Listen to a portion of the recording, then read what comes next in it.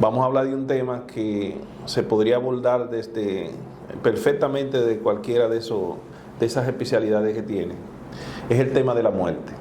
El tema de la muerte evidentemente es muy amplio y vamos a contextualizarlo en la literatura universal, pero específicamente en un autor en esta entrega. Luego iremos ampliando el abanico. Vamos a hablar de José Saramago, específicamente en la obra La intermitencia de la muerte. Y me gustaría preguntarte, en términos generales, pero siendo lo más preciso posible, ¿de qué se trata la obra Las intermitencias de la muerte? Bien, gracias maestro Silverio, Osvaldo y amigos por la invitación o la oportunidad de hablar delante de todos. Un tema que, como ya usted bien sabe, siempre me ha fascinado el tema de la muerte.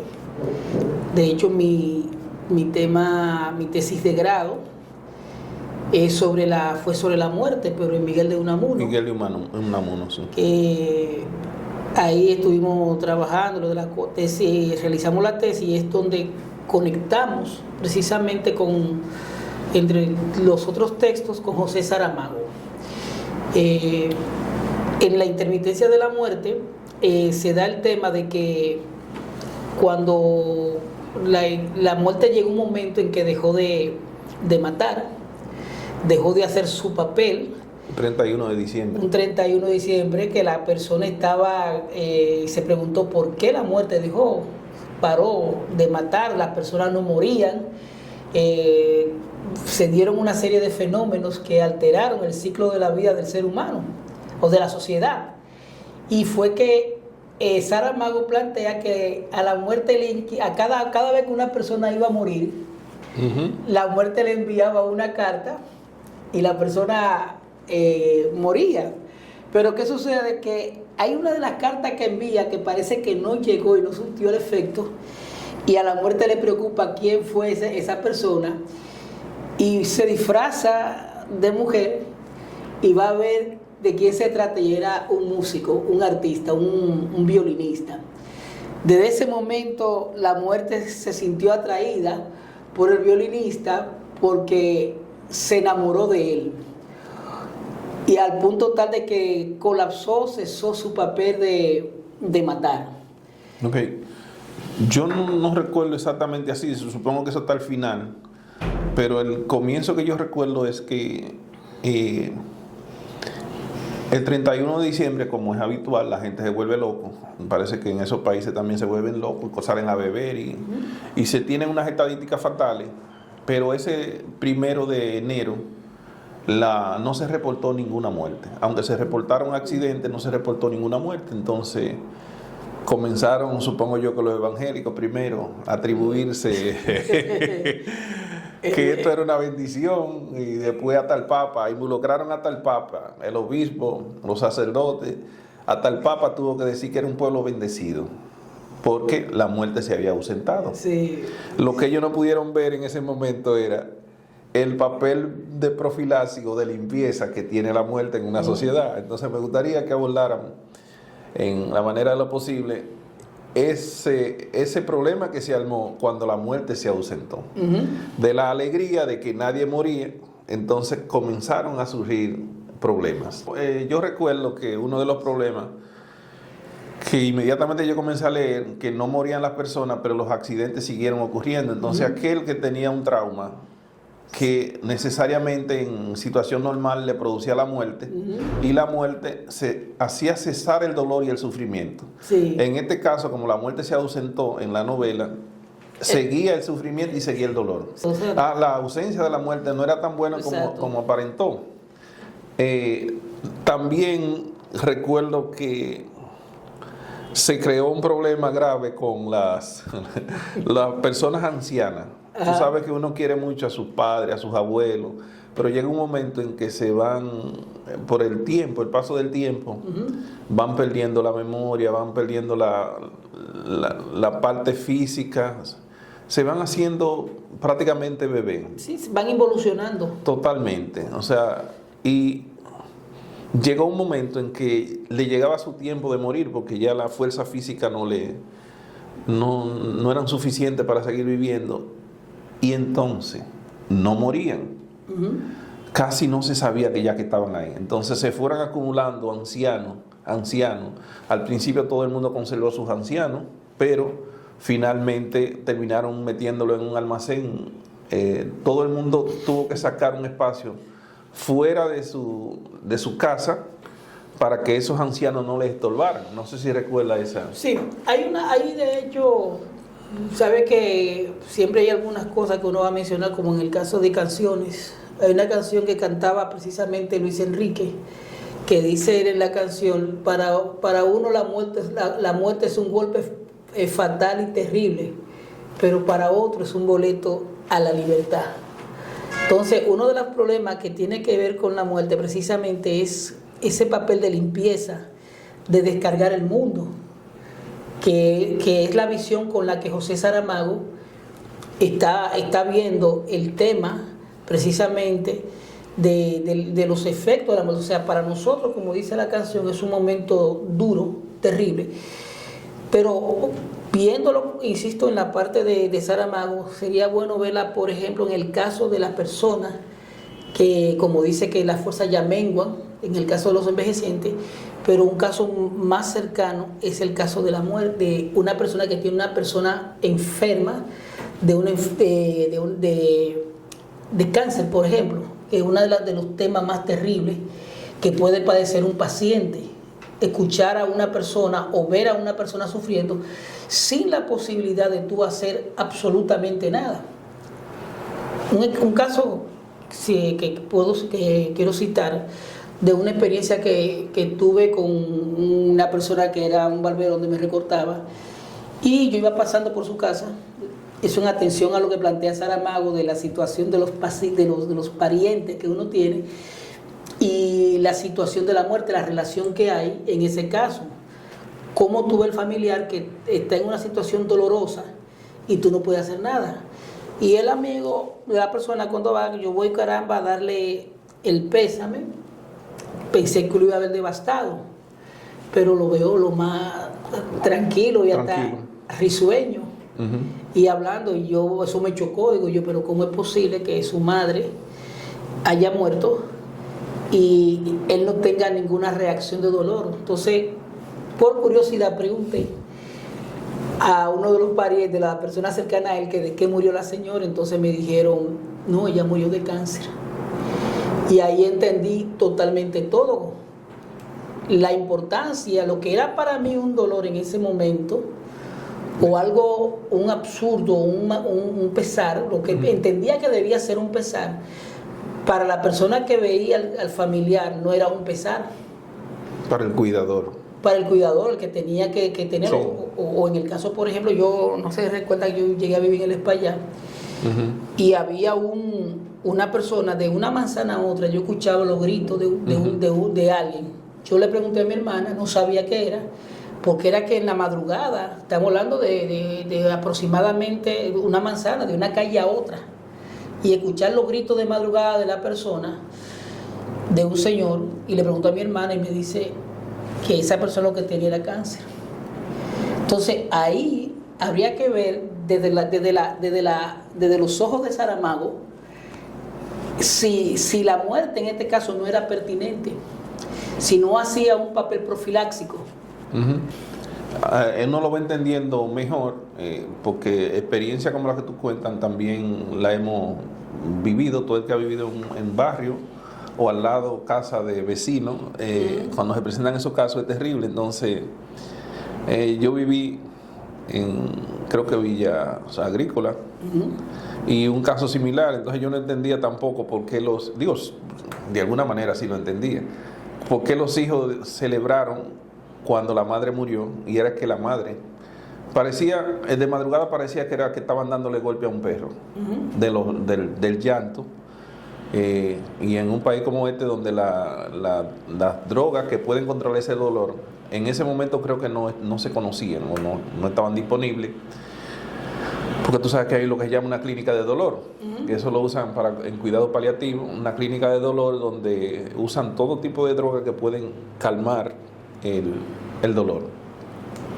De hecho, hay no un tratamiento, sino un procedimiento que es el de la sedación parcial a sedación terminal, que está diseñada ese procedimiento para las últimas 48 horas, en el caso de la sedación terminal, y la sedación parcial para la última semana de vida de la persona. O sea, es una sedación, en el caso de la sedación parcial, donde se te administra droga, las drogas conocidas para que tú duermas, qué sé yo, 10 horas, 5 horas, 4 horas, lo que sea, se te deja despertar y hasta que no te comience el dolor no te vuelven a sedar, pero cuando el dolor vuelve a comenzar te sedan de nuevo, y así hasta que llega un momento en que la persona despierta y al minuto ya tiene el dolor, entonces entra la fase de la sedación terminal, que es una sedación donde ya no se te va a dejar despertar, sino que se te seda de nuevo para que tú mueras sin ese dolor y ese sufrimiento. Recuerdo, Saramago, también de los problemas que se suscitaron, fue que alguien descubrió que en ese país había un país vecino, más o menos como República Dominicana y Haití, ¿verdad que sí? Y unos vecinos que vivían en la frontera, a los cuales se le había muerto un niño que nació muerto, pero como la muerte estaba ausente, entonces se mantenía como si estuviera vivo. Entonces esos vecinos descubrieron que la muerte seguía matando en el país vecino. ¿Y qué hicieron? Un día de madrugada metieron su niño en una carreta, no sé si te recuerdas, metieron su niño en carreta y cuando cruzaron la frontera, efectivamente, el niño se murió. Ellos volvieron y cruzaron, pero siempre hay una vieja vecina brechando que denunció a las autoridades que el hecho de que esas familias, esa mala familia, había hecho eso. Pero eso le dio la luz a todo el que tenía ancianos, todo el que tenía personas sufriendo. Y comenzaron en masa a enviar a la familia, a cruzar y a enterrarle de aquel lado. Entonces el país vecino tuvo que mandar su ejército para que no siguiera pasando eso. Y después se armó una mafia. O sea, una serie de instituciones que se desarrollan precisamente porque la muerte se ausentó. Se había ausentado. Bueno, el tema es que precisamente, además de la visión que Saramago plantea, porque cae en una especie de relativismo que le está presentando. Recuerdo que un día el profesor Arbelo, en una de sus clases de filosofía, él sindicaba a Saramago como un filósofo, porque además de haber planteado un tema desde el punto de vista de la novelística, él está planteando el tema dentro un elemento latente que es el de la filosofía, y esa tiene que ver precisamente con la visión de la muerte. ¿Qué plantea Saramago? Es lo que está planteando el tema de lo que es la relativización de la muerte, lo que nosotros entendemos como un pesar, como en el caso de todas las personas. ¿Qué sucedería? Que, a modo de pregunta, si nadie muriera, si se diera una situación, ¿qué sucedería con la persona? Porque el tema de la muerte no es que pone fin a una vida, es que la persona que está padeciendo el dolor deja de sufrir, como acabamos de ver. Entonces, ¿qué sucedería si la persona, por ejemplo, cuando llega a una edad que nos está pasando a todos, cuando llegamos a lo que tiene que ver como una especie de campana de Gauss, cuando vamos a doblar la curva, que es en picada que vamos, entonces, ¿qué sucedería si esas personas que están padeciendo la vejez, con todo lo que implica? Y yo lo que me pregunto es si la campana tuya ya subió al tope y va bajando. No, ya. ¿Va bajando o tú vas subiendo todavía? No, yo voy bajando. De hecho, cuando me levanto, no me levanto igual que antes. Me levantaba de forma abrupta. Ayer participamos en una actividad en honor al maestro Enerio Rodríguez Arias. Entonces, yo observaba a todos sus alumnos, o la mayoría de sus alumnos, y me preguntaba, sin darme como por aludido, y es que ellos no se dan cuenta de que están en la fila. Ellos están en la fila porque todos los profesores que yo estaba mencionando, que en paz descanse, que en paz descanse, que en paz descanse. ustedes no se dan cuenta de que están en fila porque si, si los maestros de ustedes ya desaparecieron y ustedes que fueron sus alumnos ya son profesores jubilados, entonces quiere decir que los siguientes en la fila por orden de llegada son ustedes. Ahora nosotros que somos sus alumnos tampoco nos damos por aludidos. No, nos damos por aludidos. Y Osvaldo, que fue alumno de nosotros, seguro piensa que... Él está empezando la fila. Claro, que la campana de él va subiendo ahora, que eso no va a bajar nunca. Pero ahí, a propósito, ¿sabes que con relación a ese tema de lo que vamos en fila, como plantea, hay algo más que podemos encontrar en Saramago y es la economía de la muerte? O sea, la mafia que tú decías, con relación, que se levantó con relación a las personas que no morían y que lo iban a llevar a la frontera, hay una economía de la muerte que se presenta, como el caso, por ejemplo, de las funerarias. Desaparecieron las funerarias, quebraron todas, los seguros también, los seguros de vida quebraron, porque ¿qué compañía puede asegurar a una población que nunca se muere?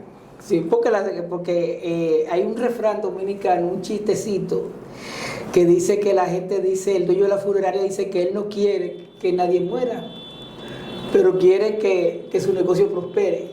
Ese es otro aspecto que hay que analizar de la muerte, porque es un trabajo que yo considero indigno, pero es hasta el día que a ti te corresponde enterrar a un familiar, que tú tienes,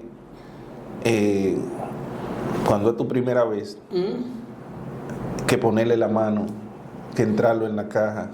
O sea, nosotros, por lo menos los que vivimos en ciudad, no estamos habituados a esa, los hombres por lo menos, no estamos habituados a tener esa cercanía con el cadáver, con la muerte. Entonces, cuando tú encuentras a alguien que se ocupa de eso por ti, de la funeraria, ¿verdad? Los empleados de funeraria que van, que lo recogen, que lo preparan, que te lo presentan a ti ya en unas condiciones limpio, que tú no tienes que bregar con eso. Entonces ahí finalmente tú terminas hasta agradeciendo. El que hace el hoyo en la tumba, el que lo entra en la caja, todas esas cosas que son la carpintería de la muerte, vamos a decir. Sí. Por suerte que hay una persona que se ocupa de eso. Hay una parte, y en ese sentido, ahí, porque hay algo en lo que es el proceso mortuorio, que es un proceso de disrupción que se produce porque tomar a un familiar que estaba vivo y enterrarlo, o sea, verlo, trabajarlo, ya no como una persona, o sea, para ti es una persona todavía porque su cuerpo está ahí, pero lo que es el objeto en sí que es, ya no es una persona, o sea, no tiene ningún tipo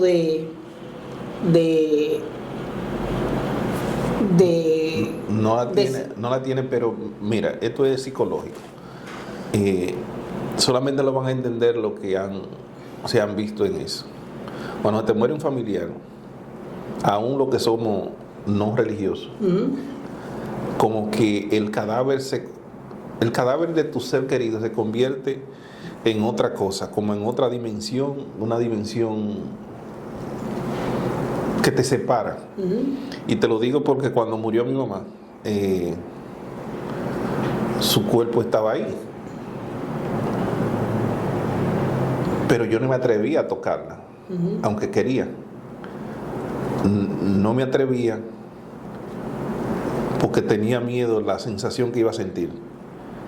Y finalmente me atreví porque vi un tío mío que le puso la mano, le estaba pasando la mano por la cabeza, pero es una sensación desagradable, incómoda, porque es que el cuerpo está frío, no es la madre que tú el día anterior, cuando llegaste del trabajo, la saludaste. ¿Tú entiendes?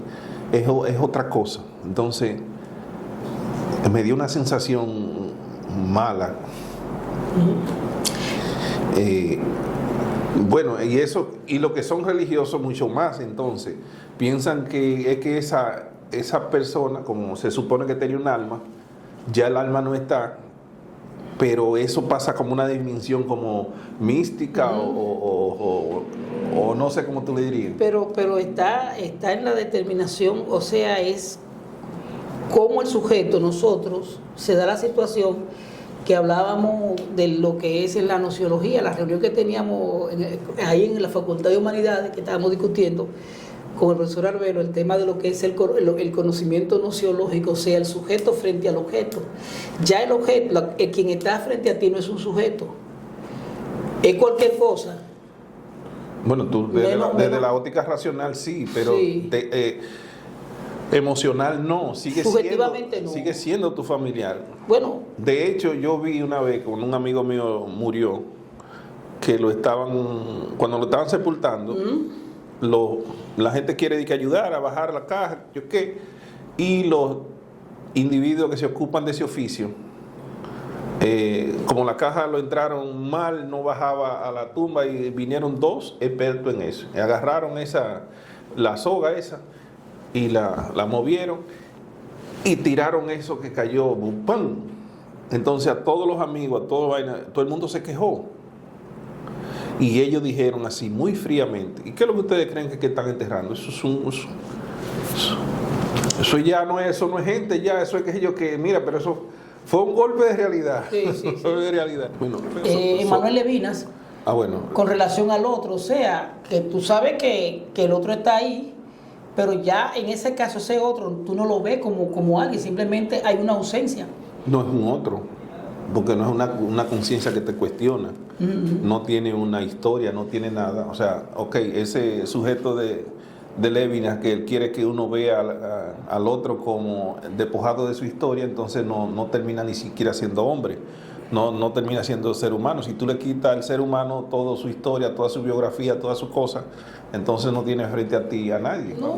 Hay muchas cosas que hablar de Saramago, porque sobre todo la parte de la economía, de la parte funeraria, que sería bueno para otro espectáculo, para otra presentación, perdón, analizar el tema de la misma economía de la muerte con relación a las funerarias, que las funerarias quebraron. Sí, quebraron a pique. Aunque luego ya se reinventaron, aunque fue lo de la mafia, una especie de cuestión fúnebre, servicio fúnebre, de llevarlo fuera del país, a la frontera, enterrarlo allá, era más barato, pero luego cuando el país vecino impidió que se siguieran enterrando, porque le convirtieron la frontera en un cementerio, se siguieran enterrando de ese lado, entonces era llevarlo allá y volverlo a traer. O sea que es una economía. Y también está la otra parte de Saramago que tenemos que tratar, y es la relación de la muerte con el artista. La trascendencia. Porque hay algo en el artista que hace que la muerte, que hace que el otro trascienda la muerte. Como dice el mismo Pablo Milanés en una canción que se llama en Elegía Salvador Allende, que él plantea que cuando murió Salvador Allende, dice que cuando explota la bomba en el Palacio de la Moneda, salpican las piedras, dice, y emergías perfecto, o sea, muriendo, vivían, emergía, te levantaba perfecto, había una trascendencia, que es otro tema que tiene que ver con el artista, porque una de las cosas que no pudo lograr la muerte, que fue lo que hizo que se apasionara, fue el tema del artista, que más luego Milan Kundera, cuando habla en la inmortalidad, Milan Kundera va a plantear algo, y es que habla de la inmortalidad, de 3 tipos de inmortalidad: a corto plazo, que es la de los familiares, la de la inmediatez, la cotidianidad del sujeto; la a mediano plazo, que tiene que ver con el liderazgo, la persona que te recuerda mientras estás vivo; y la de los procesos históricos; y la de largo plazo, la inmortalidad a largo plazo, que es la de los artistas. Y entonces él cita a Homero, todos esos artistas que todavía, a pesar de pasar 2000 y pico de años, todavía Homero sigue latente Virgilio, todos esos autores se mantienen latentes en la conciencia, es la trascendencia. Un asunto que también deberíamos analizar, y es como la muerte trató de ser justa. Cuando regresó, dijo que iba a corregir algo que las personas habían reclamado siempre, y era que la muerte llega sin avisar.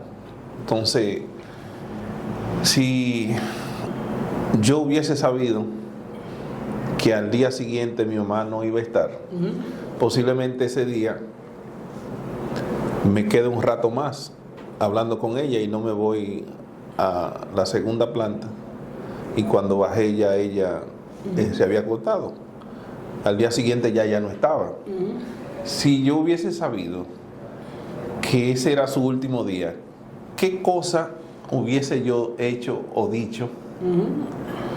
Pero entonces la muerte volvió entregándole una carta, que esa es la carta que tú te refieres, entregándole una carta donde se le informaba con 192 horas, una semana antes, a cada uno. Mira, el que le llegó esa carta morada, ¿verdad? Por debajo de la puerta te llegaba, no se sabe cómo, y le decían: Osvaldo, tiene 192 horas de vida. Yo siempre lo usaba en los cursos con los muchachos de 011 y los de ética. ¿Qué usted haría si usted supiera que le queda una semana de vida? Si en ese escenario, en ese mundo de Saramago, ¿qué tú haces si sabes que te quedan 192 horas de vida? De todas las respuestas que me dieron, una muchacha, la recuerdo bien, que era del barrio La Yaguita del Pastor, Yaguita de Pastor en Santiago. ¿Usted sabe dónde queda, verdad? Ella dio una respuesta que... Y dije, no, pero no puede ser. Muchos decían que se robaban, que se dedicaban a orar con su familia, se despedían, pero una muchacha dijo, y lo dijo así, como se lo voy a contar. Eso no soy yo que lo estoy diciendo, sino ella que lo dijo. Ella dijo: mire, profe, si ahora mismo me llega esa carta, yo voy al barrio y me paro en el medio de la calle y le digo, y voceo a todos los tigres que me lo pidieron que se pongan en fila, que le llegó su turno.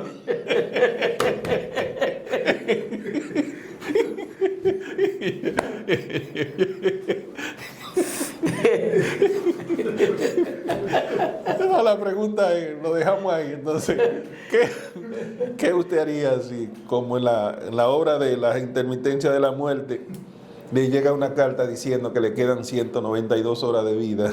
¿Qué usted haría en esa semana de vida que le quedan? Hasta la próxima.